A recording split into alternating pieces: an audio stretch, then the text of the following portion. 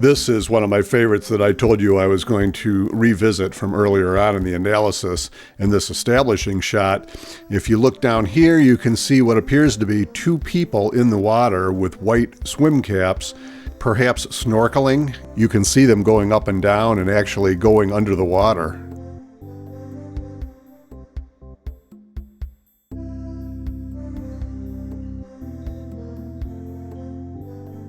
We have a little problem with this beehive situation here. A honeycomb is located in the beehive.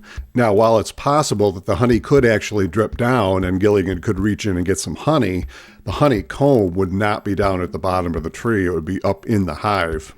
And in this scene, what are supposed to be bees buzzing around the skipper's head, first, they're about as big as grains of rice. And also, I can't tell if they superimposed this thing over the shot or if they did use some kind of small bits of paper or something and blew it around with a fan.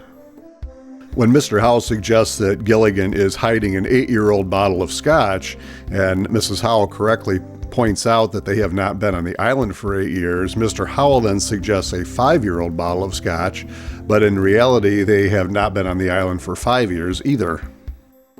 Here, when Ginger suggests that she is looking for a Baltimore Oriole, and Gilligan gets a little flippant and says, "That's a baseball player." Well, young man, a Baltimore Oriole is a bird.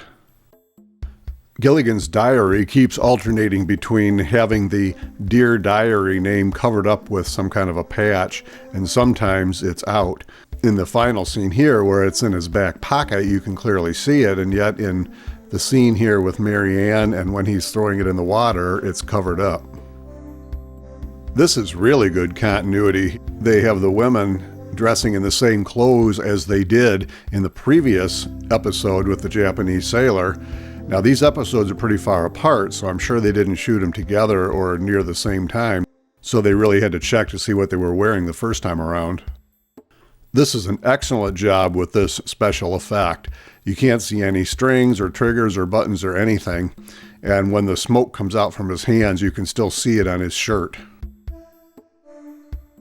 In this shot, you can see the CBS studio buildings in the back.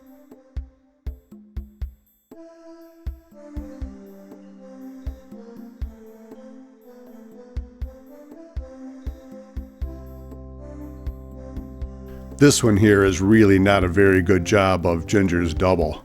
It looks like it's somebody twice her age, and they leave her face in the shot so long it's easy to tell.